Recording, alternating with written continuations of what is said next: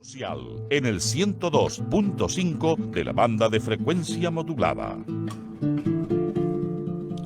La derecha otra vez deformando la realidad.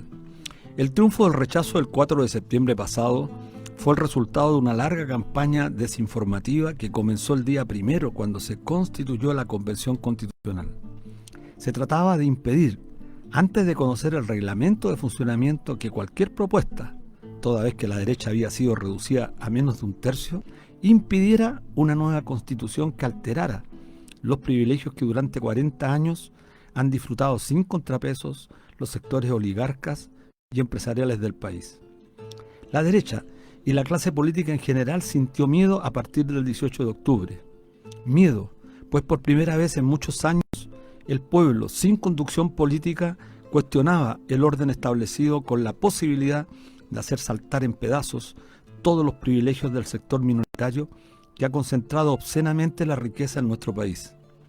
Estuvieron dispuestos en ese momento de pánico a entregar todo, o casi todo, al punto que quien oficiaba de primera dama en ese instante, Cecilia Morel, señaló, comillas, tendremos que reducir nuestros privilegios y compartir con los demás, cierre de comillas, en un claro reconocimiento que un sector minoritario de la sociedad se ha llenado de privilegios contra la conculcación de los derechos de la población.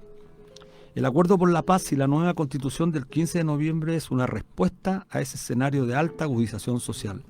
Se trataba de descomprimir, de buscar cualquier subterfugio para evitar que las instituciones del Estado, bastante descompuestas y desacreditadas, cayeran. La derecha necesitaba tiempo que los sectores inorgánicos que luchaban sin conducción política no podían evaluar para definir una estrategia para esa coyuntura. Ante ese escenario, la derecha actuó y contó con algo imprevisto que le salvó de caer.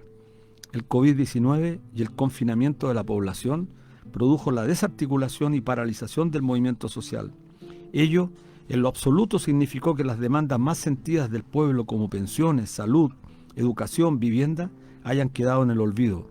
Por el contrario, algunas de ellas se han agravado mucho más con la crisis económica.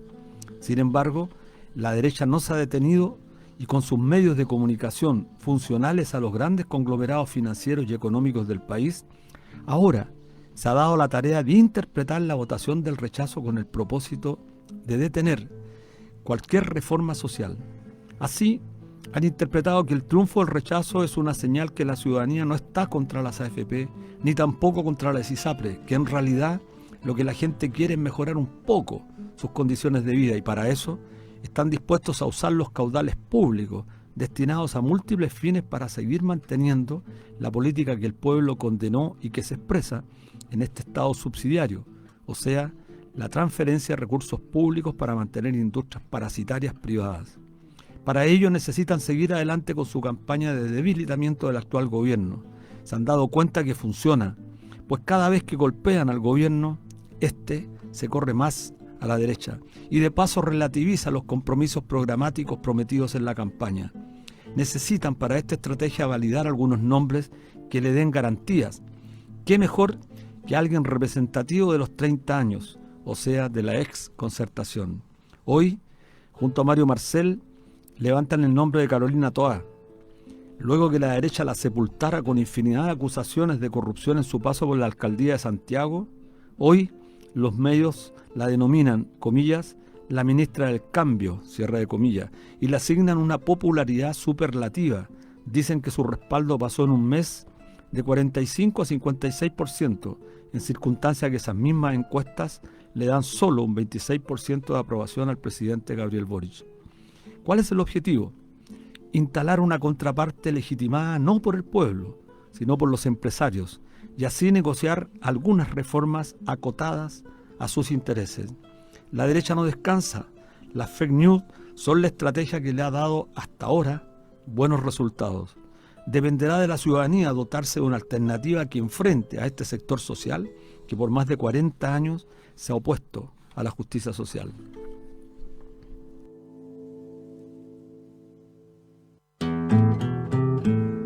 Hola estimados amigos, estamos de vuelta como todos los días viernes a partir de las 4 horas en un nuevo programa de debate social a través de la radio Universidad de Chile, la radio que piensa, en el 102.5 FM del dial, y a través de nuestra señal online @canal.social, bajo la dirección de la periodista Ana Muga Sáez, y con nuestra querida compañera Miriam Campuzano, y también en los controles con el compañero Patricio Núñez.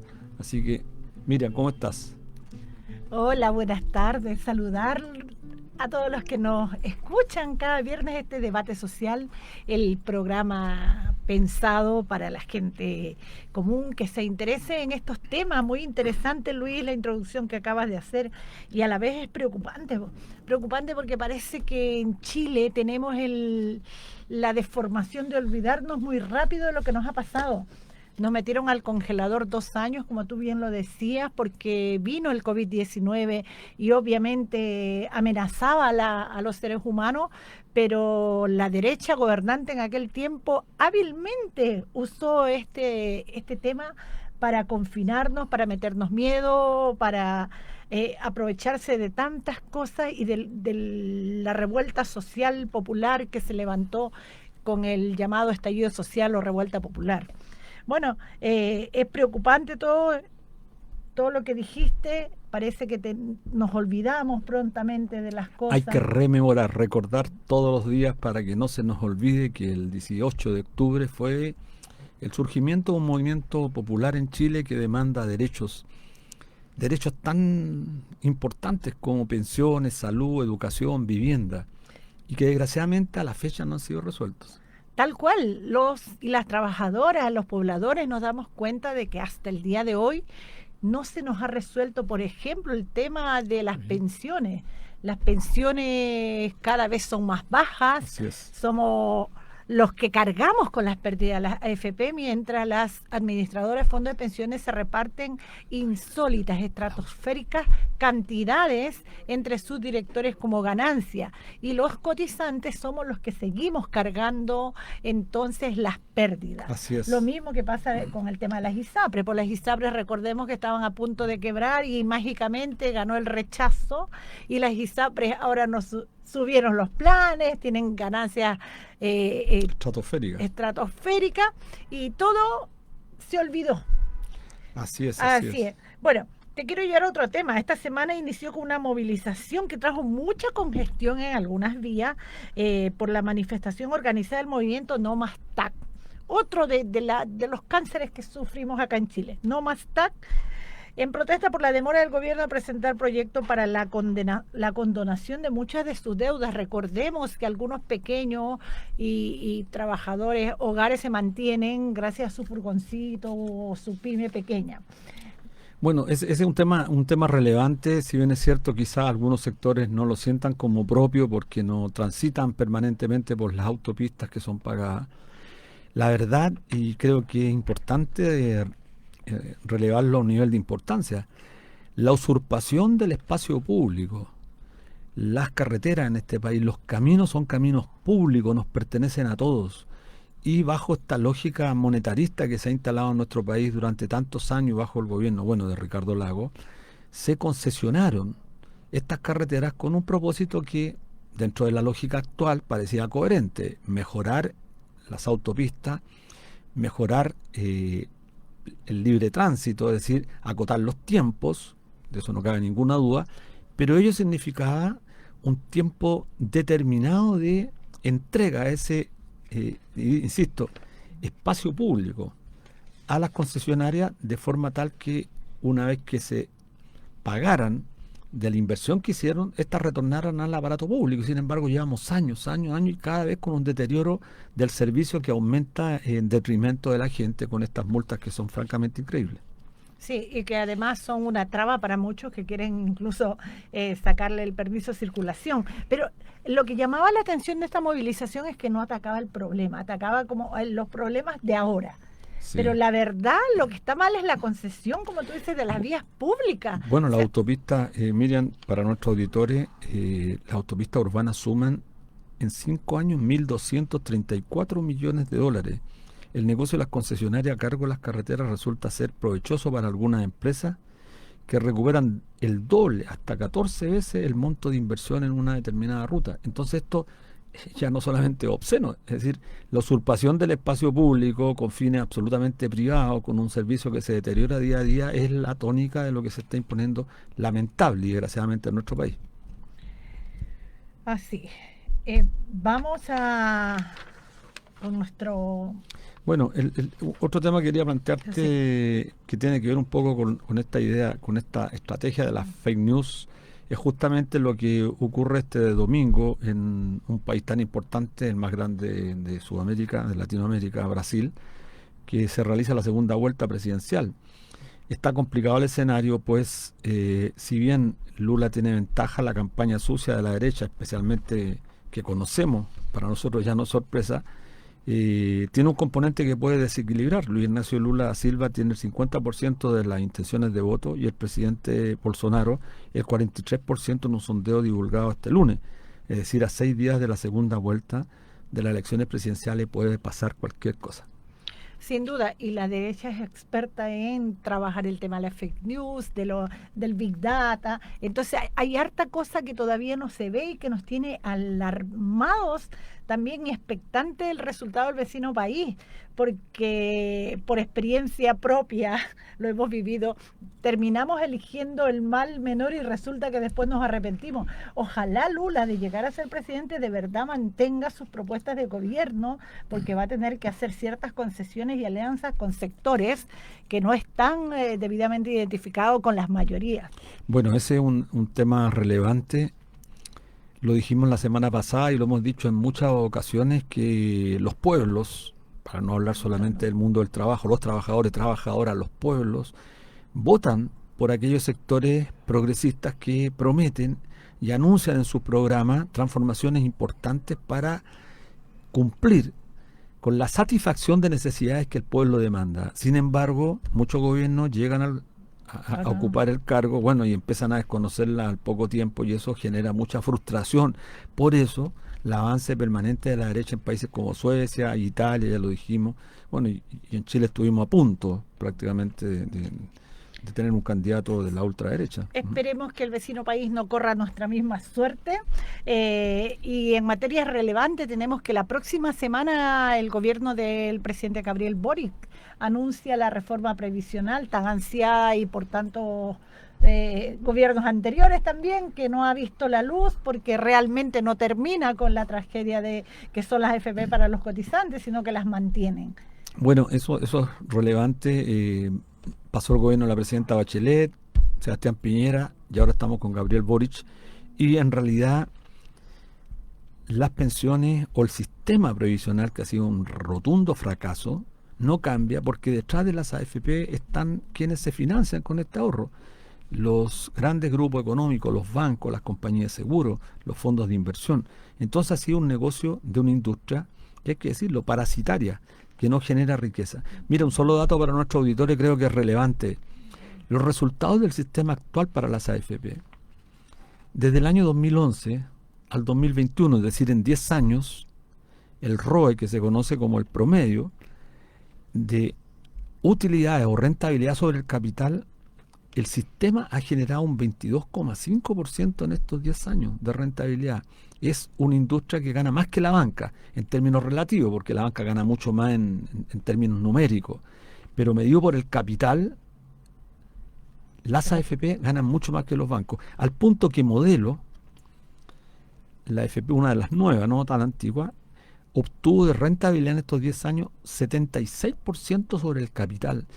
Estas cifras son no solamente obscenas, estas cifras no entran en la lógica de un país civilizado. Yo te digo, en Europa tú plantearas esto, 76%, Habitat logró un 31,6%, Provida un 21,3%, esta FP nueva 33,2%.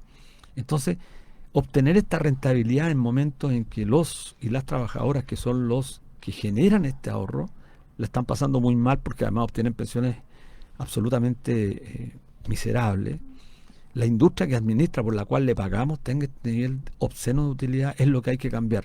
Y creo que el gobierno, si realmente quiere transformar este sistema y entregar un poco de restituir justicia social, tiene que acabar con este sistema de capitalización individual. No basta que a las AFP se les cambie el nombre. O sea, si eliminan la AFP y nacen las gestoras de inversión, la gente no es tonta en este país. Si le van a decir, mire, su 10%, y además lo van a aumentar, entendemos, por lo que ha dicho la prensa, en medio punto más. La gente va a decir, pero ¿cómo? Me están aumentando la contribución a un sistema que no me otorga pensiones suficientes. O sea, de partida las FP no tienen pensiones definidas, no dan una garantía de con cuánto tú te vas a pensionar, no hay certeza. La única certeza es que tú tienes que colocar el 10% de tu ahorro más el 3%, y aparte pagarle la administración por todos lados es pérdida. Por ahí leía que el mejor negocio montado por una élite empresarial en Chile fue precisamente la mano de José Piñera instalando las AFP, porque ellos no colocan ninguna inversión. Se buscan los inversores, entre comillas, que somos los trabajadores obligados a los descuentos y a la cotización, y ellos administran este caudal tremendo, donde ellos solo tienen ganancia, y para los dueños del ahorro obligatorio, que somos los y las trabajadoras, las pérdidas. Entonces, un negocio redondo. Bueno, estamos con hartos problemas. Nuestro país está pasando una situación crítica. Los sectores, yo diría, dominantes de nuestro país instalan como cuestión central la visita del presidente de la República a la SOFOFA. Ha sido un tema complejo que creo en el próximo programa va a tener que analizarlo. Están generando la pauta. Imagínate que en el proceso constitucional los empresarios dijeron claramente que este tema de la redacción de la Constitución tenía que hacer el Congreso, es decir, desconociendo la voluntad popular. O sea, nunca votamos por convención mixta. Claro, nunca. La gente popular entiende que necesitamos unas nuevas reglas y normas para que nos direccionen. Pero bueno, es lo que estamos al día de hoy. Y ahora nos vamos a un pequeño corte comercial. Debate social en la 102.5 Radio Universidad de Chile FM. Les recordamos que nos pueden volver a ver y escuchar en nuestro fanpage @canal.social. Esta semana tenemos dos tremendos y destacados periodistas como invitados. Mauricio Weibel Barahona es periodista de investigación de la Universidad de Chile con estudios de postítulo y posgrado en literatura, educación y políticas públicas y estudios americanos. Es autor de varios libros y publicó en el 2019 el Manual del Periodismo de Investigación de la UNESCO. Es colaborador también de CIPER. Y por otra parte nos acompaña la periodista Paola Tragni, corresponsal permanente en Chile de Telesur, con estudio en Comunicación Social en la Universidad de Venezuela, Comunicación Social y Universidad de Chile en el Instituto de la Comunicación ICEI. Es coach y magíster en comunicación estratégica. Bienvenida Paola, y a Mauricio, entiendo, lo tenemos en línea. Sí, hola Paola, un gusto tenerte acá en el estudio. Bueno, por razones de tiempo no puedo alcanzar a llegar, pero estamos en línea con Mauricio. Un gusto también tenerte, Mauricio. ¿Nos escuchas? Sí, perfectamente. Un abrazo a todos. Un abrazo a ti también. Bueno, entremos en materia inmediatamente, si les parece. Bueno, esta semana fue procesado y dejado preso por el delito de malversación de caudales reservados de la institución el ex comandante en jefe del ejército durante el periodo 2002-2006, Juan Emilio Cheire. La jueza Romy Rutherford le atribuye la malversación de poco más de 128 millones de pesos. En estos momentos, Juan Emilio Cheire está preso en el Batallón de Policía Militar de Peñalolén. Si alguien conoce tanto como la ministra Rutherford del fraude en el ejército, ese es justamente nuestro invitado, el periodista Mauricio Weibel Barahona. Mauricio, ¿qué te parece esto? Bueno, yo creo que es una situación que era esperable. Los ex comandantes en jefe ha demostrado desde Pinochet hacia acá estar involucrado en actos de corrupción.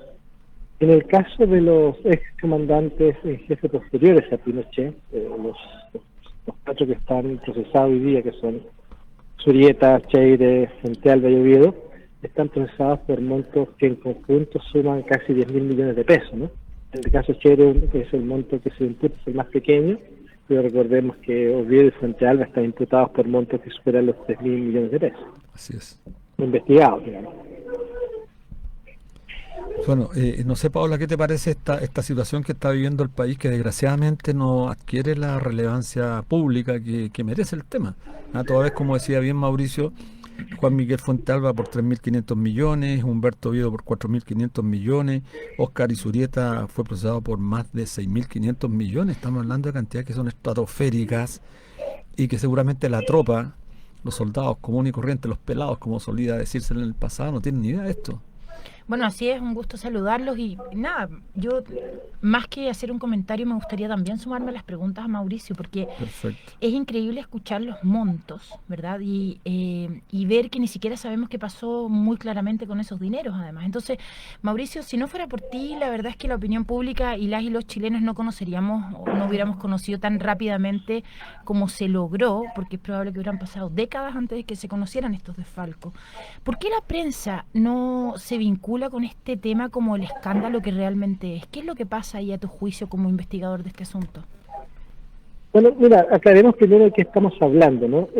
Porque son tantos escándalos de corrupción en el ejército que muchas veces se nos pierde en esa vorágine de información el contenido, ¿no? Básicamente de lo que estamos hablando aquí es que dentro de los más de 50 casos de corrupción que hoy día investiga la jueza, hay dos que afectan muy directamente a los ex comandantes en jefe del ejército. Uno, el de los gastos reservados, o sea, los dineros que tenían para gastar de manera secreta en favor de la defensa nacional, y dos, el de que se llamaba de las empresas de turismo, o de los aviones, de los pasajes. En el caso de los gastos reservados, ¿de qué estamos hablando? Estamos hablando de que por ley, ya el Congreso Nacional, el Ejecutivo, en fin, le entregaban a cada comandante en jefe, en moneda actual, unos 10.000 millones de pesos para que en sus 4 años gastara en temas de defensa de manera secreta. El problema es que estos gastos reservados, esto no es broma, parece broma, pero no es broma, cada comandante en jefe cuando se los gastaba tenía que entregar un papel que decía me lo gasté bien, sin ningún tipo de documento de respaldo, ni boleta, ni factura, ni ningún tipo de control, ¿no? Simplemente un papel que decía me lo gasté bien. Y eso lo entregaba al Contralor General de la República. Obviamente, si uno le entrega 10.000 millones de pesos a cualquier funcionario público y sin ningún mecanismo de control, lo más probable es que eso derive en algún tipo de malversación, corrupción. En definitiva estamos hablando de que es una mala política pública. Sí. De hoy día, pese a que muchas veces cuando a mí me tocaba investigar algunos exministros en off, ¿no? Me decían, no, jamás van a llegar a esto. Bueno, lo cierto es que hoy día se pudo demostrar que esos gastos reservados fueron desviados para gastos improcedentes, chocolates, gastos de la familia de Pinochet, mesada de los ex comandantes en jefe que recibían pagos mensuales de 1 millón de pesos, porque sí, sin ninguna justificación, como ya habían dejado el ejército. Y bueno, para otro tipo de gastos que no tienen que ver nada con la defensa nacional. Y a eso se le suma también otro aspecto que no está en este caso en Cheire, pero que los otros comandantes sí, es el tema de los viajes, ¿no? O sea, obtenían viajes para viajar, por ejemplo, a la misión de paz en Haití, y terminaban viajando a, no sé, a Disney, ¿no? Y eso es una operación que no solo afectó a los comandantes en jefe, sino que en general a todo el alto mando durante todas estas décadas, ¿no? Hablamos hoy día en términos de investigados, hay más de 850 militares investigados por la justicia. Es una cifra sideral, es una cifra monstruosa. Al final, la gran pregunta es, al igual un poco lo que pasa hoy día con los gastos de traslación del Congreso, ¿no? ¿Cómo es posible que esto suceda? ¿Cómo es posible que esto ocurra? ¿Cómo es posible que no seamos capaces como sociedad de ponerle un límite en todo? Bueno, sin duda hay diferencias entre todos los gastos. Por ejemplo, estaba leyendo aquí que a Fuentealba se le atribuyen 3.500 millones de utilización fraudulenta, a Humberto Viedo 4.500. ¿Cuánto aproximadamente sería el gasto total del fraude? ¿Y por qué se le imputa un monto tan bajo al general Cheire? Bueno, la verdad es que es imposible saber cuántos son las defraudaciones totales, ¿no? Cuando yo partí esta investigación en el año 2015, lo hicimos con el dato de que había un pequeño fraude por 30 millones con los gastos reservados, ¿no? La primer reportaje ya hablábamos de 150 millones. En el tercer reportaje ya estábamos hablando de 3.000 millones, pero eso era solo en el caso de las facturas material e ideológicamente falsas, ¿no?, que había en el ejército. Hoy día son más de 50 aristas, son más de 50 casos, por así decirlo, y la verdad es que es imposible saber a cuánto asciende el monto, ¿no? Hay un solo caso, por ejemplo, el de los toners, ¿no?, que gastos fraudulentos en toners de impresión para impresores, ¿no?, por 700 millones. El único gato original son 6.000 millones. Los gastos reservados son sobre los 10.000 millones. Entonces la verdad es que es bastante difícil saber cuánto es el monto total de la defraudación. Sí, sí, muy grave. Bueno, son cifras que cuesta incluso hasta dimensionarlas, porque son cantidades estratosféricas que, desgraciadamente, como bien decía Paola, debieran ser parte de una cobertura periodística muy importante, de forma tal ilustrar al país, porque más adelante voy a tratar de preguntarte el peligro que implica una institución tan importante abiertamente corrupta. Hay un auditor que nos preguntaba, bueno, ¿por qué los privilegios de Juan Emilio Cheire estar preso en el batallón de la Policía Militar de Peñalolén y sin embargo los jóvenes apresados en las revueltas están presos muchas veces en cárceles inhumanas? No sé qué te parece eso, Paola.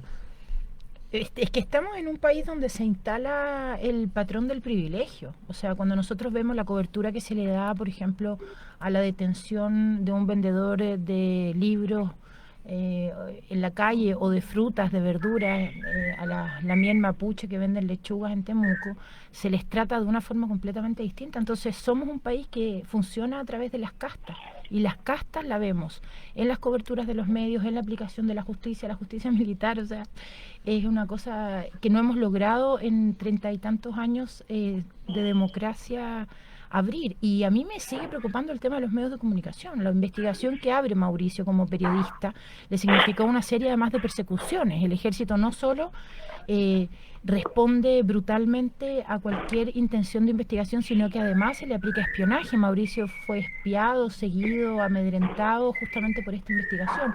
Y los medios de comunicación no se hicieron eco de la persecución a un colega que estaba tratando de abrir un tema tan grave y tan escandaloso como este. Sí, eso es doblemente grave. A mí me vienen muchas cosas a la cabeza. Por ejemplo, referente a este caso, también leía que la Suprema ratificó la resolución de la Corte Marcial para no seguirle el procesamiento contra el general en retiro. Claro. Y esto, ¿cómo reversa lo que avanza, por ejemplo, la misma jueza Romy Rutherford? Es como un retroceso. ¿Qué opinan de eso? Mauricio, ¿qué te parece eso que comenta Miriam? Bueno, la verdad es que este es un caso que va a tomar años, ¿no? Aclaremos que estas investigaciones están siendo llevadas a la justicia antigua, que es tremendamente lenta. Claro. Recién está en la primera etapa, tiene que subir a la Corte Marcial, de ahí a la Corte Suprema. Yo creo que estamos hablando de que esto puede tomar 4, 5, 6 años más, salvo que haya una salida de repente acelerada, rápida, ¿no? Creo que es muy difícil de que en los casos de Frente Alto y Oviedo que ellos puedan quedar fuera de una sanción. Creo que las pruebas son contundentes, son brutales, y me imagino que probablemente van a tener una sanción, ¿no? Pero me parece que esto puede tomar mucho tiempo y puede tardarse mucho en llegar a la Corte Suprema, ¿no? Lo cual termina siendo también un problema también institucional, ¿no? Porque finalmente es una crisis del ejército que se termina alargando eternamente porque justamente la justicia no opera con rapidez, no opera con diligencia. Mira, es tan impactante el hecho de que la clase, como suele decirse, la clase política no se pronuncie sobre el particular, pero yo quiero hacer una pregunta abierta a ustedes dos.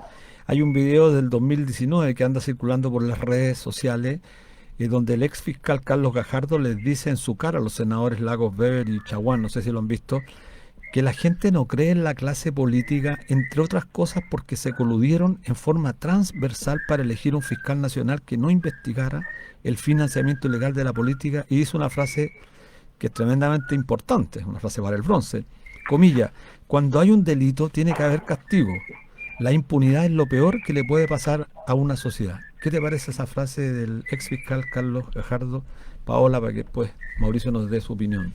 Esa es una frase que describe algo que todos sabemos. El problema es qué va a pasar con esa frase después, porque mientras el fiscal Gajardo no está en los círculos de poder, puede decirla, pero es súper fácil ponerlo de nuevo en los círculos de poder para que esa frase deje de tener resonancia. El tema es qué es lo que se hace con esa frase, cómo nos hacemos cargo como sociedad de esa frase que está diciendo él, y hasta el momento han pasado 3 años y no nos hicimos cargo tampoco ni siquiera de esa frase. Sí. Importante, Mauricio, no sé qué te parece eso. Bueno, yo creo que efectivamente lo que dice el ex fiscal Carlos Gajardo es muy cierto, ¿no? Pero además creo que cuando la justicia no actúa, lo que se abre es el camino no solo de la corrupción, sino también de la impunidad. Y es un camino muy peligroso también cuando como sociedad estamos enfrentando el tema de los derechos humanos, ¿no? O sea, el tema de la impunidad que hoy día tenemos en materia de derechos humanos. La justicia en dictadura sí o sí fue responsable parte de los responsables de que hubieran violaciones masivas de los derechos humanos. Hoy día la justicia tampoco ha vuelto a actuar. Tenemos violaciones masivas de los derechos humanos que algunos pueden olvidar en la revuelta social, y la justicia sigue sin actuar. Fíjate que en el caso de los periodistas agredidos, hubo más de 300 denuncias de agresiones a periodistas y solo 2 terminaron con algún tipo de sanción. Las otras 298 agresiones a periodistas no tienen ningún tipo de sanción y permanecen en impunidad. Y así como a periodistas que tienen función social, que estaban reporteando, también otros miles de personas que estaban ejerciendo su derecho legítimo a la manifestación, ¿no? Bueno, sí, yo ahí quiero meter la cuchara Por supuesto. Vale. Porque en el fondo, a ver, la justicia funciona, pero funciona como siempre ha funcionado, para el poder. Solamente esta semana, quiero decirles que se reactivaron los juicios de Matías Rojas por el caso del metro, de uno de los metros de la universidad, donde participaron los Intramarcha, y ayer y hoy día continúa el juicio en contra del joven Jesús Centeno, con los carabineros Intramarcha, y los jueces, lejos de cuestionar todo lo que se habló en esos aparatajes y en esos montajes, volvieron a autorizar la participación de los Intramarchas hoy día caracterizados. Y estamos hablando de jóvenes de 21 años que están siendo condenados a muchísimos años por cuestiones que no se le prueban. El profesor que saltó el torniquete, rompió el torniquete, condenado, encarcelado, con todas las medidas que se han pedido, rechazadas. Entonces, la justicia sí funciona, pero funciona como siempre ha funcionado, para condenar a los pobres.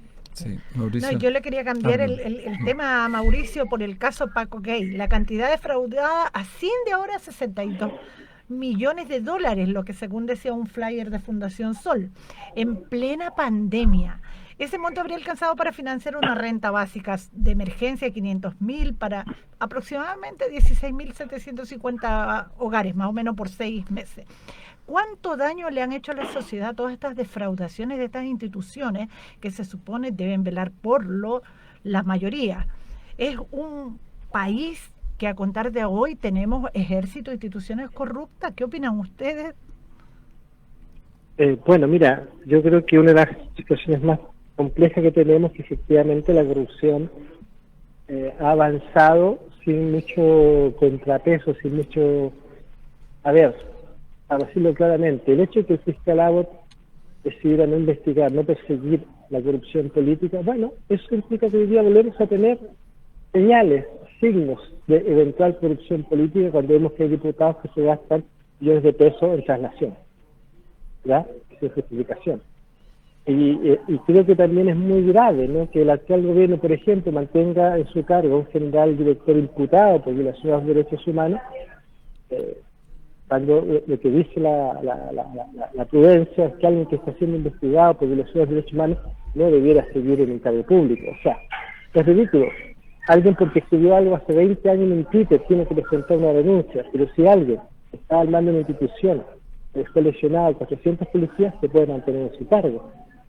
O sea, ¿de qué criterio moral, de qué criterio ético estamos hablando? ¿De qué ética política estamos hablando? Yo creo que eso es lo grave, ¿no?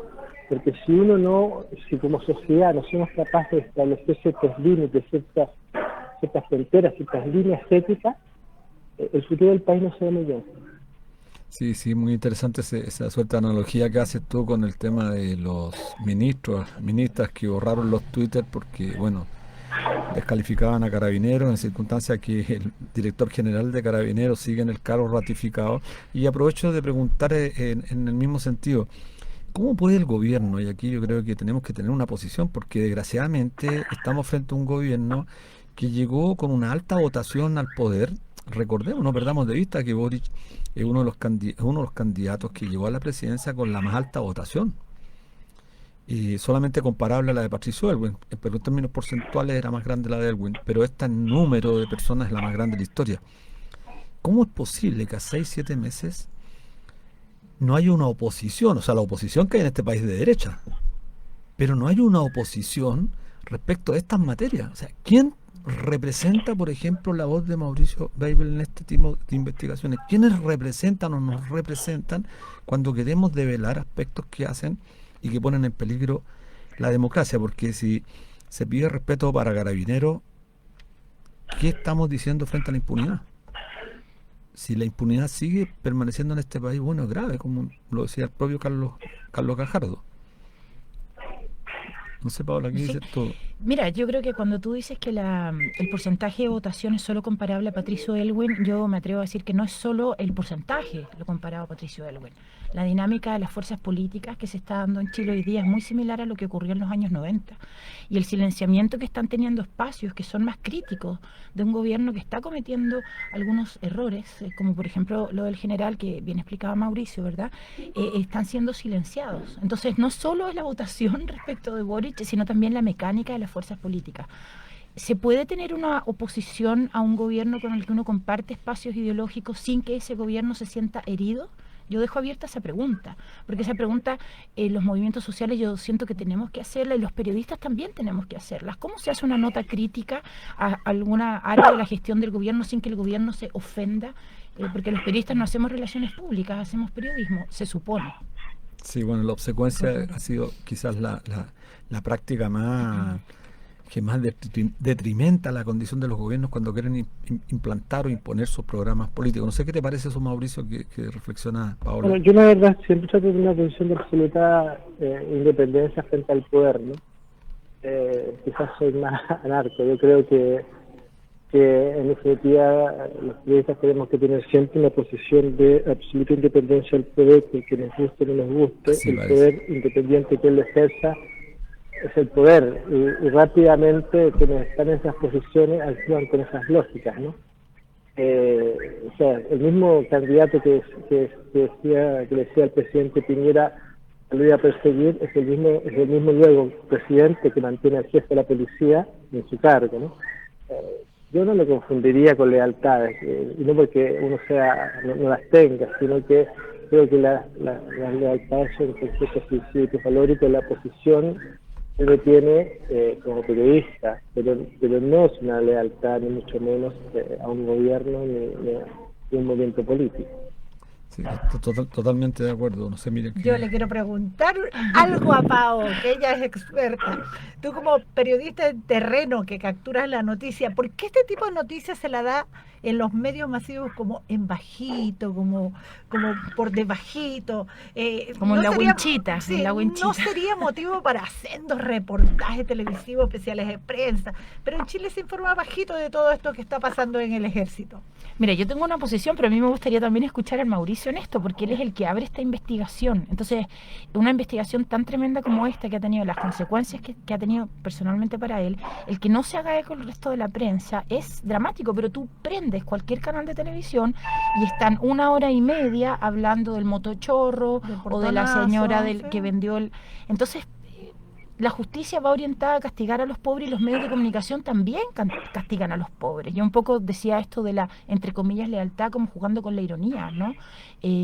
Los periodistas, por ejemplo, que hacen preguntas incómodas en tribunales, son apartados del rebaño, que se le llama, y los jueces y los interactuantes dentro de los tribunales no le hablan al periodista, que es muy puntúo con las preguntas. La misma dinámica ocurre en el Congreso.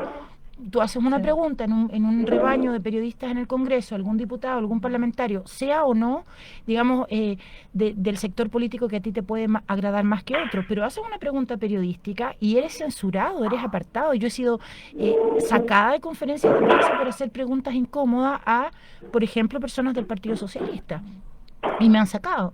Entonces, esa lealtad un poco, Mauricio, diciéndolo un poco como de ironía, ¿no? ¿Cómo se ejerce el periodismo sin que te llamen traidor cuando uno quiere hacer esas preguntas? Yo creo que el periodismo hoy día es tan obsecuente como la justicia y se ataca a los pobres.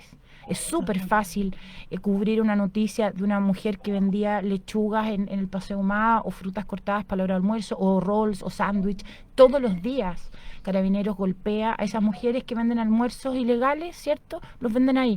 Es súper fácil hacerlo, pero no se van a meter con los generales que investigó el Mauricio, porque al poder no se le aborda ni desde la justicia ni desde los medios. Bueno, sí, efectivamente, como sociedad tenemos un problema con el déficit, con el pluralismo, y tenemos la necesidad de discutir desde estándares de derechos humanos qué hacer para tener sociedades más pluralistas, ¿no?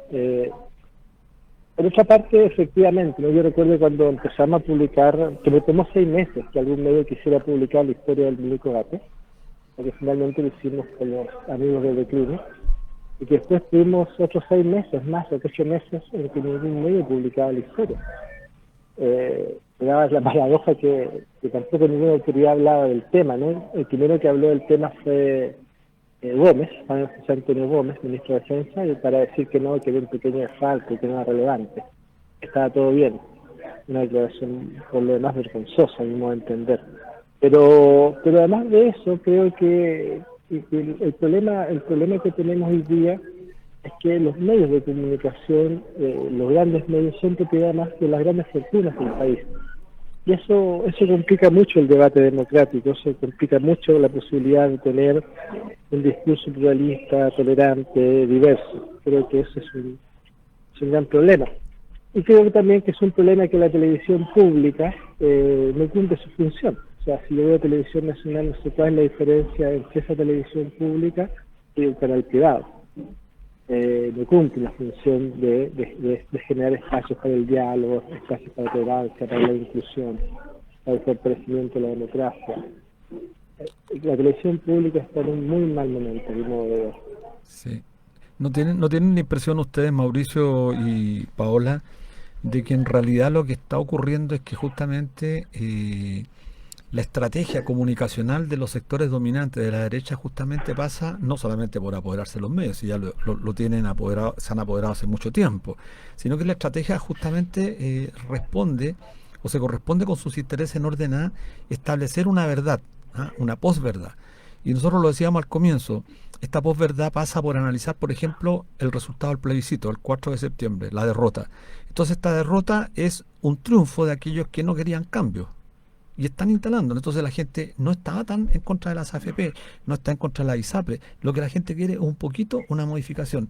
Y esto está ganando oposición porque vemos un gobierno débil. Y yo estoy totalmente de acuerdo con lo que plantea Paola y tú, Mauricio, en orden a que la autonomía, la independencia para ejercer ciertos cargos son fundamentales. El periodismo no se puede entender si no es un periodismo autónomo, independiente, pero para eso tiene que correr los riesgos que se están corriendo en un país donde no hay recursos, donde prácticamente marginan el periodismo. Y nosotros que somos parte del movimiento social tenemos que tener autonomía, no hay que confundir incondicionalidad con lealtad, no confundir lealtad con obsecuencia.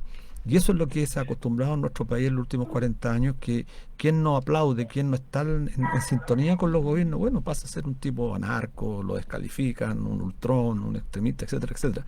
Te quería preguntar, y quiero hacer la última pregunta, que me parece a mí importante, que la estábamos discutiendo con Miriam.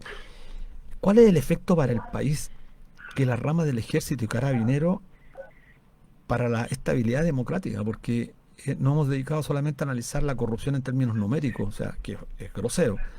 Pero ¿cuál es el efecto que tiene para la democracia? Que las instituciones del Estado, ya ni siquiera quiero preguntar qué pasaría si somos objeto de un ataque bélico de un país extranjero, o sea, con un ejército de esta naturaleza. Yo creo que ni siquiera serían capaces de pelear.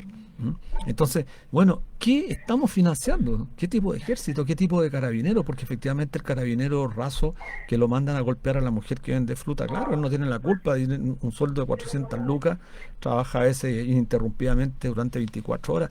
Entonces la desigualdad también se expresa en las ramas de las Fuerzas Armadas y en las ramas del ejército. Claro, es una clase que está instalada ahí. No sé, Mauricio, ¿qué opinas de eso? Y después me gustaría, Paola, que dé su opinión también. No, yo creo que un poco lo que decía antes, ¿no? Que el efecto democrático de la impunidad, de la falta de memoria, el que se pretende imponer, del olvido que se pretende imponer, es tremendamente peligroso. Creo que es el camino hacia el fascismo, que hoy día es una realidad en el mundo, no es algo que diga yo, es algo que ya en 2015 lo realizó Madeleine Albright, era canciller de Obama. Es un tema que está ocurriendo en Europa, es un tema que lo tenemos presente en Brasil. Creo que el problema de debilitar las instituciones, debilitar la democracia, las consecuencias de eso las van a pagar los ciudadanos de a pie. Claro. Porque es el Estado, un Estado protector, el que protege a sus ciudadanos, y un Estado precario el que permite justamente que sean los más poderosos los que sigan construyendo ventajas sobre ventajas y afectar justamente la igualdad ante la ley, la igualdad económica, la igualdad social. Sí. Gracias. Paola, Mira, yo tengo una visión. A ver, tenemos un sistema económico y un sistema social y cultural donde el vivo, ¿no? El vivito, el homo economicus, es el que la lleva. Entonces, aquel que se rebusca en la calle, juntando latas y es más vivo y engaña y, hace estos timos, es más valorado. Y en el ejército pasa lo mismo, y en carabineros pasa lo mismo. La diferencia es que entre el que está en la calle y se las rebusca con latones de, qué sé yo, o cartones, no tiene responsabilidad pública, ¿no? Pero estamos en un sistema que promueve estas conductas en mínima escala y en mayor escala. El problema es que estos personajes que son nuestras fuerzas militares armadas están a cargo de la seguridad externa, pero también de la interna, porque la construcción del enemigo interno, que está en el control también de estos uniformados, ¿verdad?, es el que asegura que no existan críticas a lo que está ocurriendo. Entonces es gravísimo, porque es una corrupción económica, pero es moral. Y fundamentalmente moral, porque hace que además estén dispuestos a allanar poblaciones, liceos. Lo que está ocurriendo con los liceos emblemáticos es ridículo. Estamos hablando de gente armada hasta los dientes, de nuestras Fuerzas Armadas contra adolescentes de 15, 16 años. Y en eso hemos estado entretenidos los últimos 2 semanas. Entonces, esa corrupción económica da cuenta de una corrupción profunda moral, a mi juicio, y peligrosísima. En la construcción, sobre todo, del enemigo interno. Sí, sí. Bueno, interesante lo que dice Mauricio. Nos quedan pocos minutos. Me gustaría dejarte libre para que pudieses decir algo, porque los espacios, sabemos, para ti y para Paola son bastante pocos, y un periodista que ha logrado instalar un tema tan trascendente. O sea, queremos además reconocerte la valentía para persistir en este tema, porque no es fácil. Pero también queremos aprovechar la oportunidad de relevar un nivel de importancia a aquellos jueces, porque no todos son... Hay excepciones y hay jueces que han librado batallas, las libraron contra la dictadura en momentos muy complejos, y todavía siguen algunos. En el caso de la jueza, que es tremendamente importante mencionarla, porque bueno, también enfrenta con mucha valentía este proceso. Así que te dejo unos minutos, Mauricio, para poder decir lo que estimes conveniente en este momento. Bueno, yo nada, solo darle las gracias a ustedes y a Paola, porque generalmente ustedes hacen un muy buen trabajo, también lo hace Paola, un trabajo muy interesante, que además es muy agotador en el terreno, y generalmente uno o la gente no siempre da las gracias por ese tipo de esfuerzo, ¿no? Así que solo eso, darle las gracias por el trabajo que están haciendo, que han hecho hace mucho tiempo, porque es un trabajo que de verdad es muy necesario. Muchas gracias a ti, Mauricio. Paola, ¿qué te parece? No, bueno, lo partí diciendo que había que agradecerle a Mauricio, porque el trabajo que él ha hecho en el Paco Gate, en el Milico Gate, ha sido fundamental. Si no lo hubiera hecho Mauricio, probablemente no hubiera... No te lo quiero preguntar, Mauricio, pero tú algo dijiste, digamos, la dificultad además de publicar temas de esta naturaleza. No fue fácil encontrar quien te publicara. Entonces creo que los movimientos sociales tienen que, de una manera u otra, respaldar a los medios que tienen esas independencias para que se puedan abrir espacios que para son este pocos, tipo. sí. Son poquísimos, así es. Sí. Así, bueno, sin duda una tarea dificilísima la que se nos viene, desmontar toda esta máquina jerárquica, como dijo el Leonardo Soto, socialista, que la Fuerza Armada hoy en día era una máquina jerárquica destinada a defraudar fondos públicos. Los esperamos el próximo viernes en Debate Social, aquí en la 102.5 a las 4 de la tarde. Sí, gracias, Mauricio, un abrazo grande, y Paola también, muchas gracias por participar. Que estés muy bien. Saludos a todos.